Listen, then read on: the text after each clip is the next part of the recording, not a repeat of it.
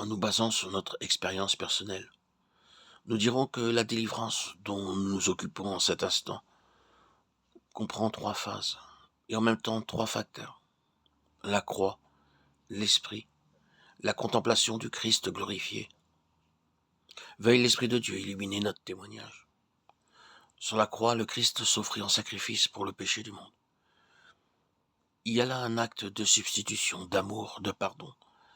Mais j'y trouve encore davantage. J'y découvre en puissance les arts de ma sanctification. Relisons attentivement Romains 8, 3, 4. Ce qui était impossible à la loi à cause qu'elle était faible dans la chair, Dieu l'a fait en envoyant son propre Fils dans une chair semblable à celle des hommes pécheurs.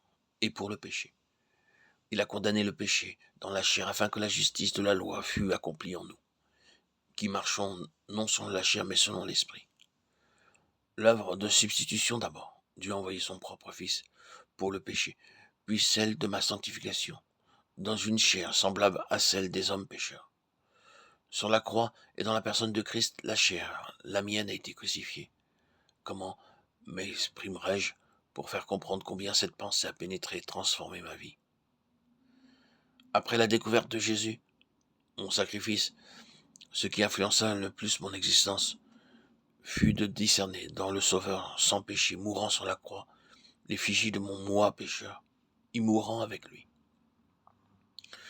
Voici à peu près ce que furent mes pensées, pour autant que je puisse rendre la profonde impression reçue alors. Dieu a cloué au bois la ressemblance de mon moi pécheur.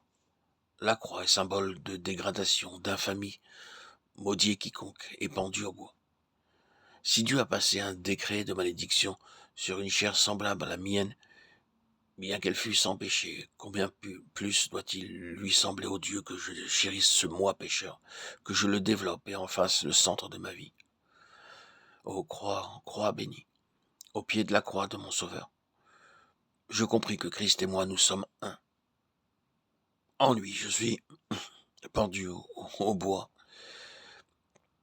Désormais, j'en ai fini avec le moi, et me prosternant au pied de la croix, je m'unis à Christ en sa mort par la foi. Je consignai ma vie propre à la croix. Ce fut comme si je prenais le moi avec ses ambitions, ses désirs, ses aspirations vers la perfection, sa corruption, sa versatilité, son esprit de critique, son manque de charité, et que je l'y clouai vraiment.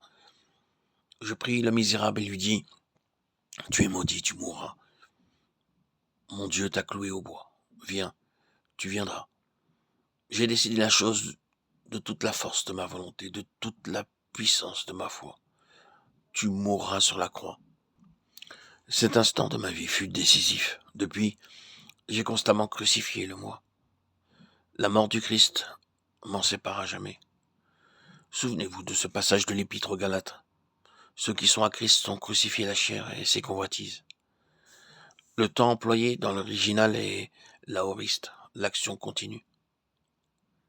Ils ont crucifié, ils crucifient. Vous me direz peut-être pardon, monsieur, mais vraiment, il ne serait impossible de vivre de la sorte.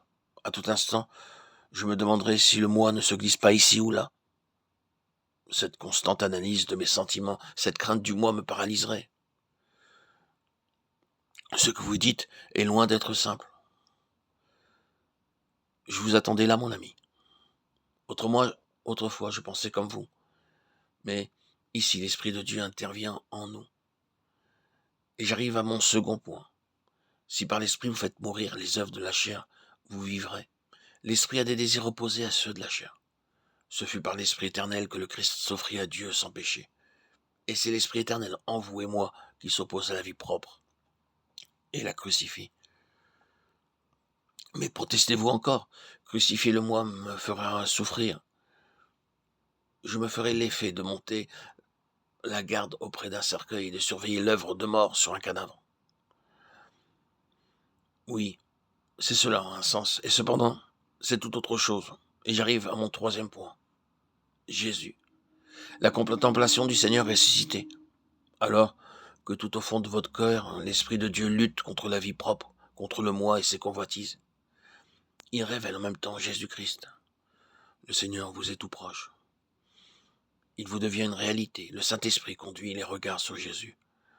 De sorte que vous ne pensez pas à l'Esprit, et c'est à peine si vous pensez au moi, mais votre cœur, votre pensée sont remplis du Seigneur. Oh, mes amis, pardonnez-moi d'exprimer de façon si imparfaite le plus sublime des mystères. Mais je prie que le Saint-Esprit vous révèle ce que c'est que d'avoir comme centre et comme source de vie Jésus. Jusque-là, le centre, le mobile, le principe directeur, ça avait été le moi. Ah, qu'il soit maudit ce moi, qu'il soit crucifié ce malfaiteur, ce Barabbas. À l'inverse de ceux qui demandaient à Hérode l'élargissement de Barabbas, nous disons à mort le malfaiteur, à mort le moi, et que vive le Christ. Non pas Barabbas, non plus moi, mais Christ. Que le Seigneur illumine ses pensées dans vos cœurs pour l'amour de son nom.